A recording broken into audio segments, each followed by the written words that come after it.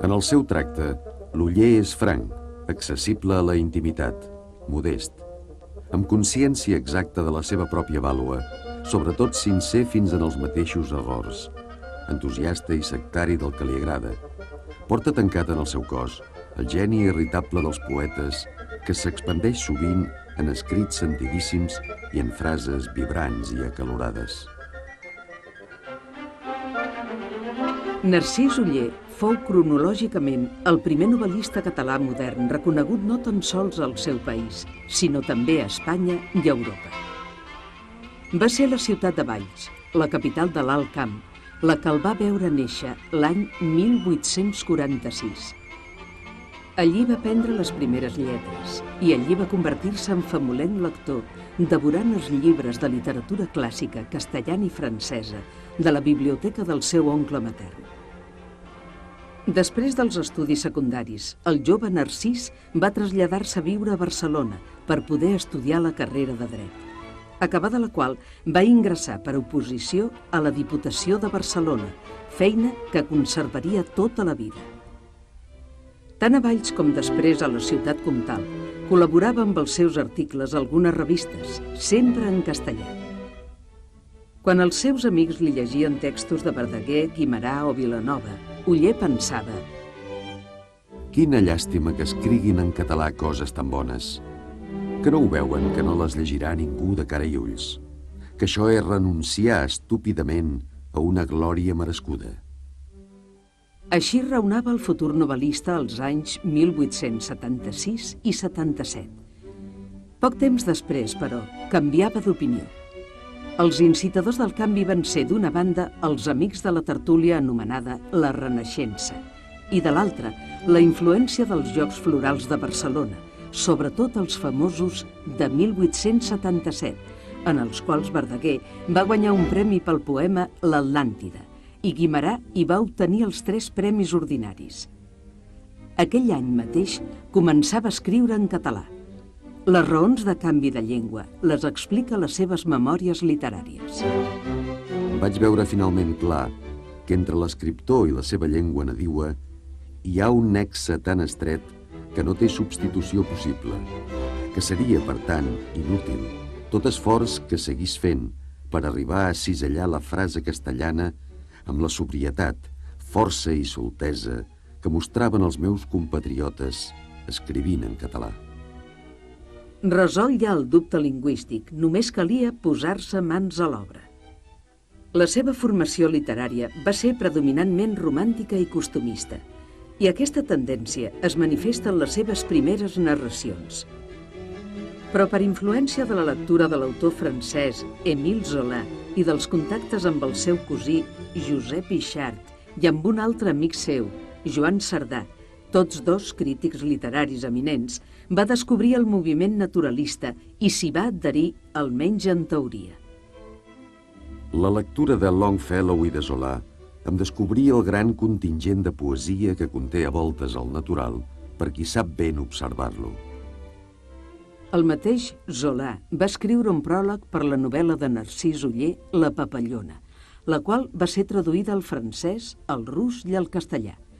Aquest fet, juntament amb 2 premis guanyats als Jocs Florals, va proporcionar a Narcís Oller una major confiança en si mateix i a partir de llavors va dedicar-se intensament a escriure novel·les i contes.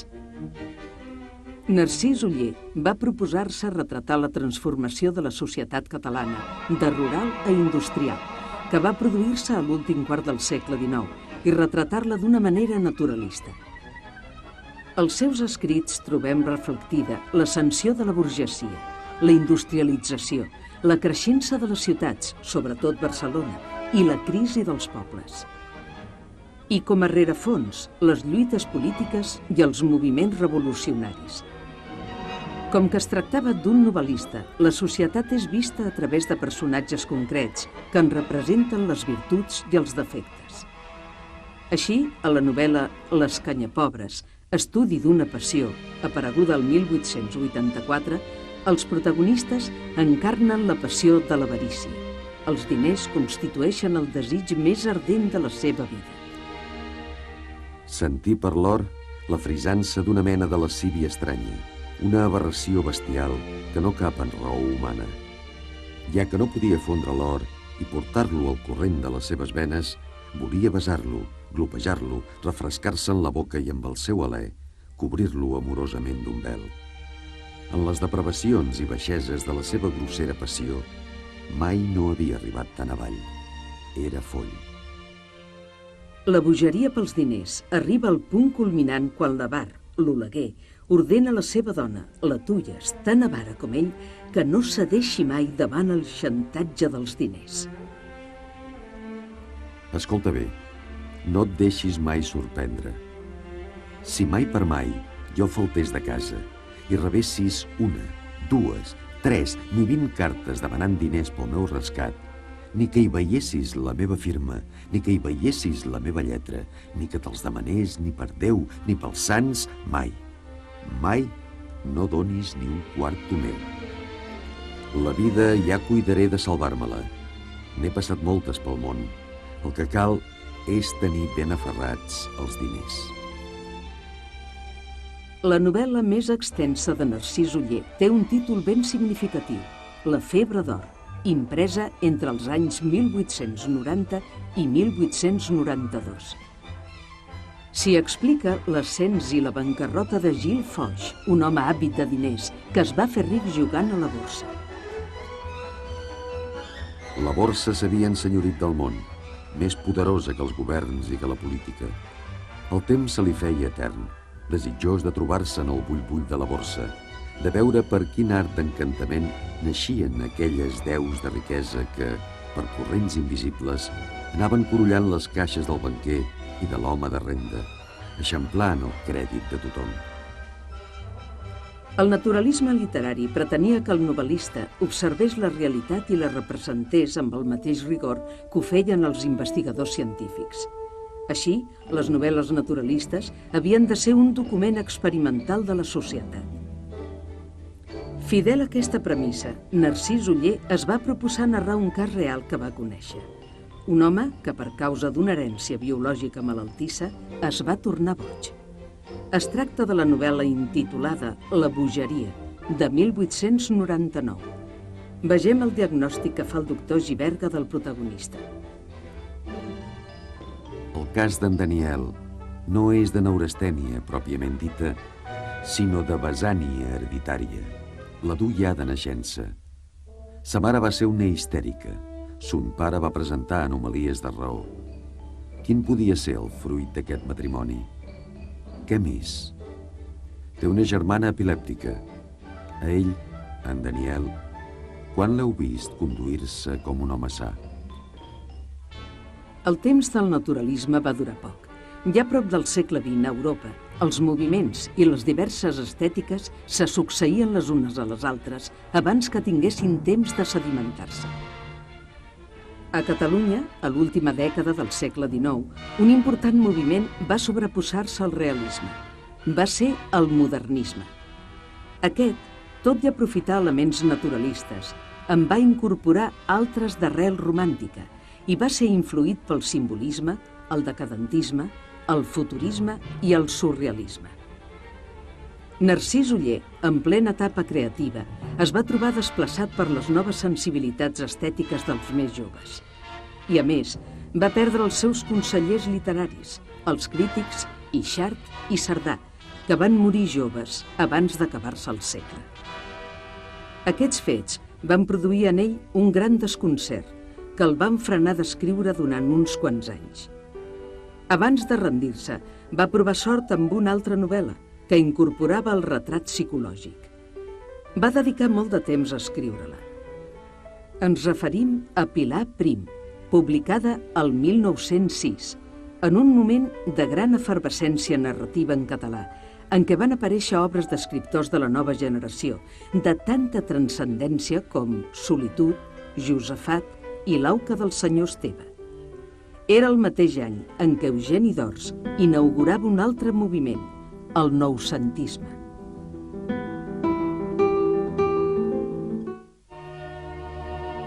Pilar Prim presenta el conflicte sentimental d'una dona jove i vídua que ha de triar entre l'amor o el prestigi i la posició social. Aquesta novel·la, a més de la lluita interna de la Pilar i de l'home que se l'estima, conté també atractives descripcions de paisatges, lligades als sentiments dels protagonistes, com aquesta. Una tarda, ja molt avançat el crepuscle, asseguda dalt d'una tartera ferrenya i altíssima, davant per davant del Puigmal, que enlairava com per de sobre una gran mar de boires, s'abuscada i solitària cresta, la Pilar se sentí corpresa d'una melangia imponderable. A doll fet l'anava amarant la tristesa, una tristesa negra, amargant i atuïdora, que no es podia expel·lir del cor. Ella no havia nascut per ser feliç. Després de Pilar Prim, Narcís Oller no va escriure cap altra novel·la. Ens va deixar les interessants Memòries literàries, publicades 30 anys després de la seva mort, esdevinguda el 1930. Una altra faceta de Narcís Oller és la de contista, la importància de la qual alguns crítics creuen comparable a la de novel·lista. Els seus textos curts tenen una gran força expressiva i presenten tipus i situacions variats que abracen un ampli espectre, des del romanticisme i el costumisme fins al naturalisme i al retrat psicològic, amb pinzellades satíriques i grotesques que proporcionen una visió ambigua i irònica, i fins i tot esperpèntica de la realitat. Llavors vaig contemplar millor aquella estranya figura. Son cap, sense ésser molt gros, ho semblava desmesuradament dalt d'aquell cos mesquí i d'espatlles esllanguides que una bellesa anticipada havia encorbat. Només hi veia d'un ull de color d'aigua, encara que bon xic expressiu. L'altre, que era emboirat com un òpal, el tenia atacat d'un tic nerviós que li feia cloquejar molt sovint la parpella, com si es permetés fer-nos un ullet desvergonyit. Llegim el setmanari La Veu de Catalunya el 1896. L'emoció de Narcís Oller és la vibració de l'arpa acaronada per l'oreig o fuetejada per l'huracà, llançant notes dolces o terribles. La novel·la que és, segons Goethe, l'epopeia moderna, serveix de rima a la seva poesia. I com que l'Oller es troba sencer a cada ratlla de les seves novel·les i quadros, aquests resulten vigorosos, espontanis, sincers, revelen la mà d'un consumat artista. L'obra narrativa de Narcís Oller s'incorpora en el corrent realista que va de Balzac a Zola i que pretén retratar la realitat d'un país i d'una època. I podríem afegir-hi descriure l'ascens d'una classe social, la burgesia dins la societat catalana de la Restauració. Narcís Oller és la tercera petja del trípode de la Renaixença, que té els dos altres puntals amb Verdaguer i Guimerà. Entorn d'aquests tres escriptors, i a partir d'ells, les lletres catalanes van conèixer un desenvolupament que, amb alts i baixos, arriba fins als nostres dies.